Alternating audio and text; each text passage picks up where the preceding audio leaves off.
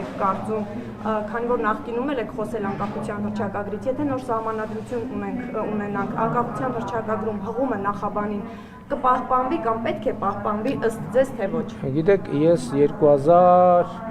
եթե թիվը խառնեմ, խնդրում եմ կներեք, դուք կստուգեք 2022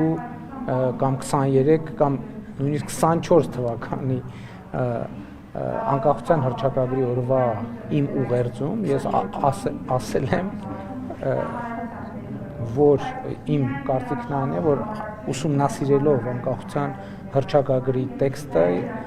նորից ուսումնասիրելով եւ նորովի կարդալով ես ասել եմ, որ իմ կարծիքով այդ տեքստը նրա մասին է, որ Հայաստանի անկախ հանրապետություն, պետականություն չի կարող լինել, դա անհնար է։ Եթե ես սա ասում եմ, հետեւաբար ես չեմ կարող ասել, որ նոր սահմանադրության տեքստում պետք է լինի հղում անկախության հռչակագրի։ Ընդհակառակը, ես կարող եմ ասել, որ իմ կարծիքով